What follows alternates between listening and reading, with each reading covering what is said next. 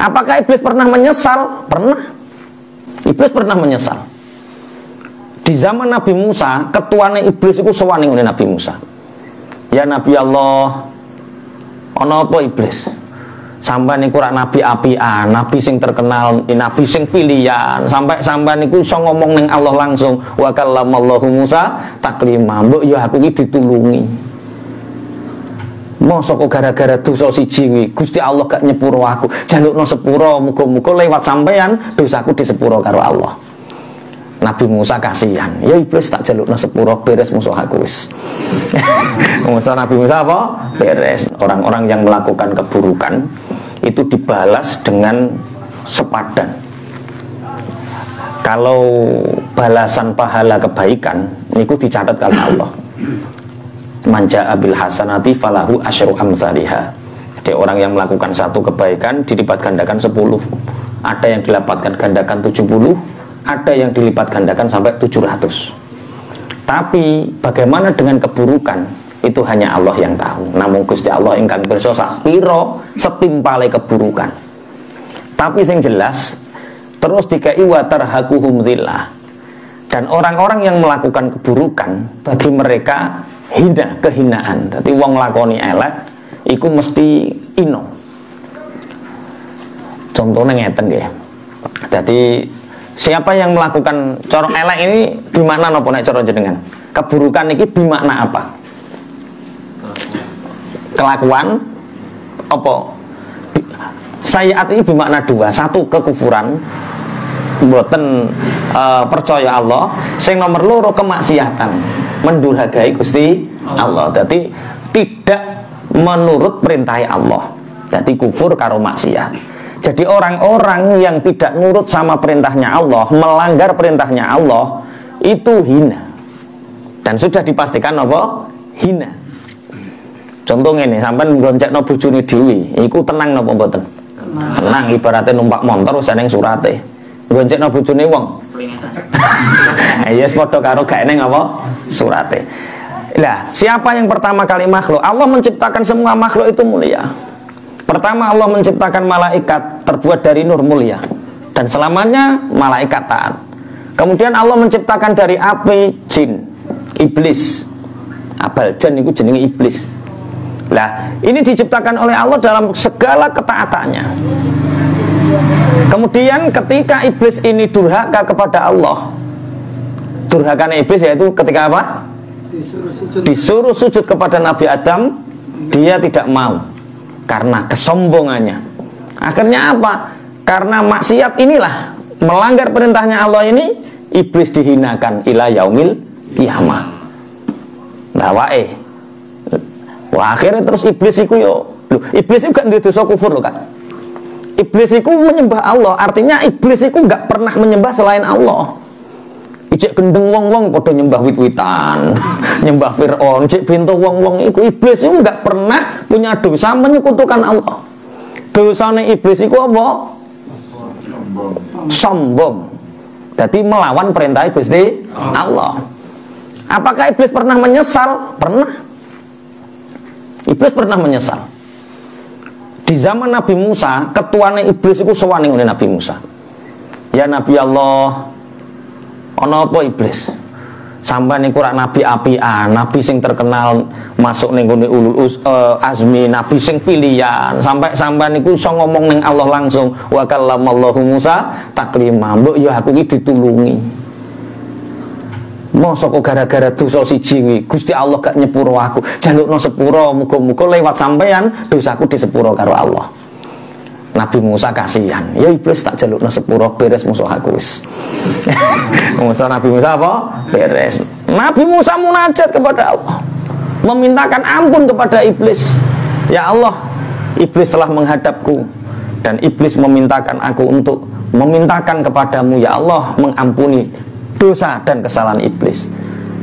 Kata Allah dalam firman-Nya, ya tak sepuro Musa, dosanya iblis tak sepuro, tapi siji, satu permintaanku kata Allah.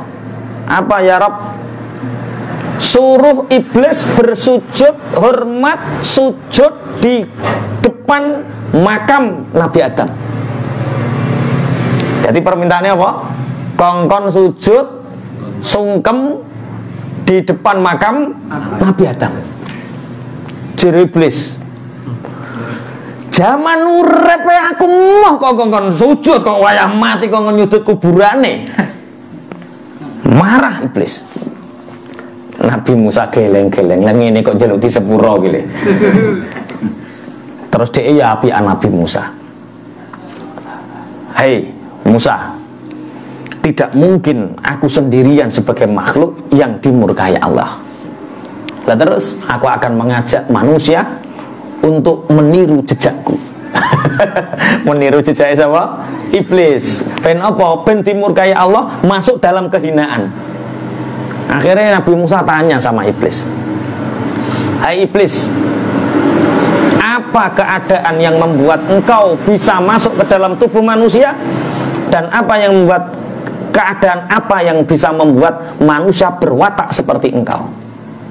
Dijawab karo iblis, ada 3 wahai Nabi Allah.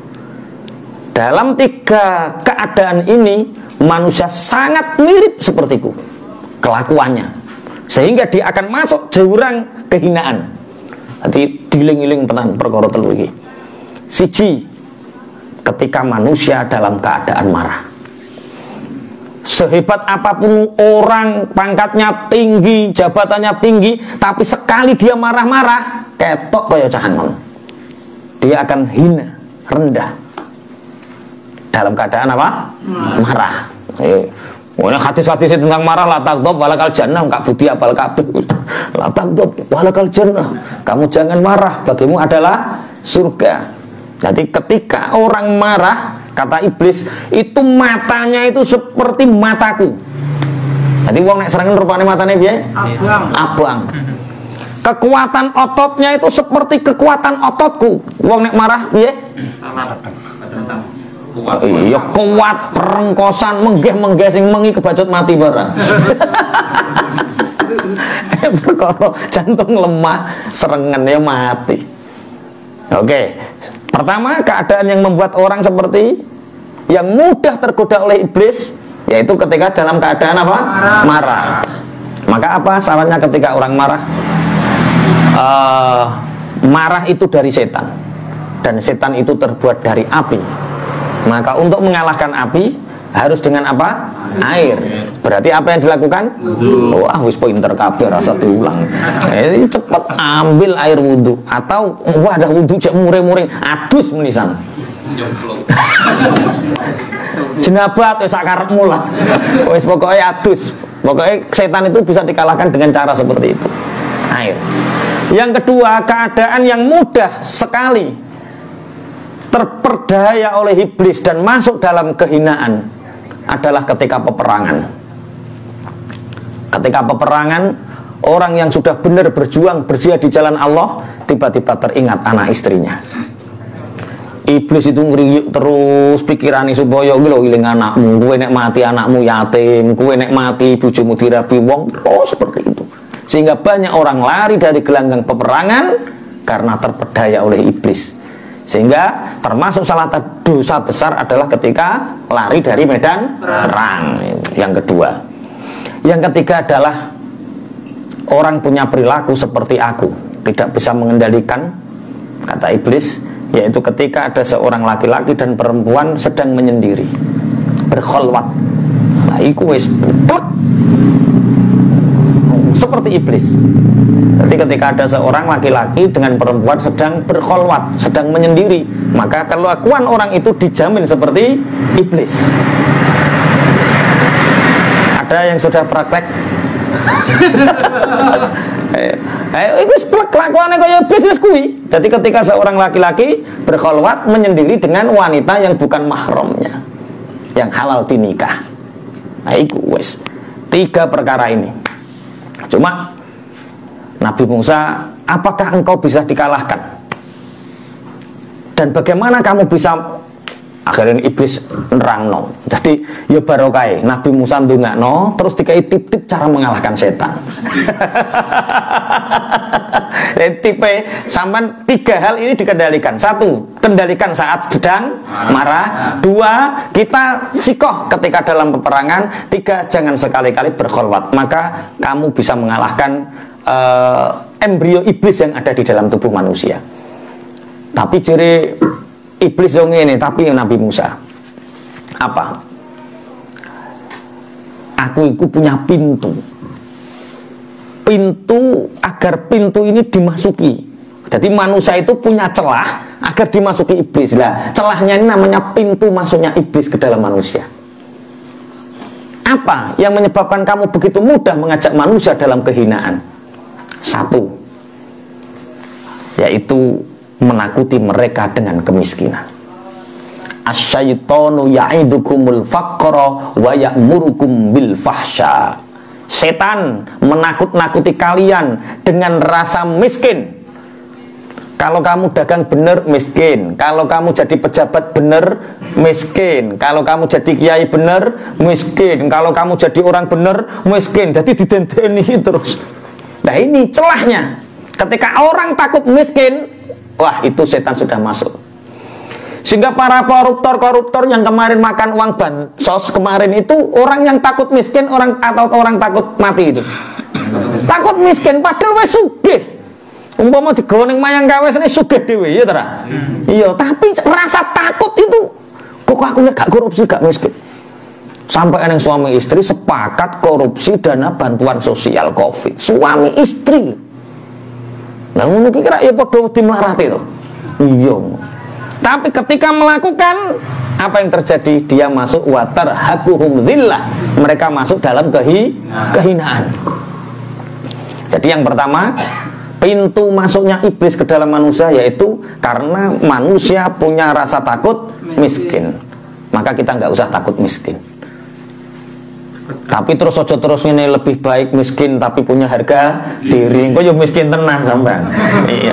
Artinya kita itu yang kita bela adalah kebenaran dan perintahnya Allah. Dene Gusti Allah nekdir sugih, ya monggo kita syukur. Dene Gusti Allah nekdir melarat miskin, ya jangan takut. Jadi celah setan menggoda manusia yaitu menakutinya dengan rasa takut. Takut apa? Miskin. Wa ya'murukum bil fahsya. Dari rasa takut miskin ini mereka memerintahkan berbuat keburukan. Pejabat takut miskin suruh korupsi, akhirnya korupsi. Wanita cantik yang mestinya dia terhormat dinikahi oleh pengusaha yang taat karena takut miskin jadi pelacur. Piye jajalan? Akhirnya kiai karena dia takut miskin akhirnya manipulasi data. Ngajokno proposal santrine kabeh 5 diakokno 50. Iya terusan. Jadi semua ya'murukum bil fahsya ini setan bisa menggoda manusia sehingga manusia masuk dalam lembah kehinaan. Itu asal usulnya pertama apa pintunya? Takut miskin. Piye lebih baik apa? Istilahnya kita nggak bahas harga diri ya, kita bahas itu logika kebenaran. Jadi sebenarnya orang-orang yang hina itu karena mereka sebenarnya pada dasarnya wedi melarat kita aslinya. Nah, lah ya wedi kok melarat, kok wedi gak mangan. Nah, ya kabeh gak ya wis mangan. Omahe koruptor iku yo gede apa ya wis tembok tingkat gede? Gedung mewah yo duwe 1 2 3 villa, tapi yo cek kurang terus karena apa? Takut miskin. Mereka gak akan punya rasa ingin berhenti. Berhentinya kapan? Engkau ayat setelah ini. Berhenti nek wis mati. Koruptor kok mati bongkong lho. Koruptor kok mati kenaan bongkong. Ya muga-muga. Tapi begini lho. Sekarang itu berat ya jadi oposisi. Oposisi itu seperti sangat hina, tapi kalau koruptor sangat mulia kalau tidak oposisi. Jadi yang penting kamu jadi koruptor tapi jadi orang baik ya. Itu iya terusan. Pokoknya orang yang melanggar perintahnya Allah itu hina. Di mata masyarakat sebaik apapun kalau kita melanggar perintahnya Allah itu jenenge tarhaquhum dzillah. Berarti kita apa? Hina. Yang pertama, pintu masuknya iblis bisa mempengaruhi manusia karena satu takut miskin.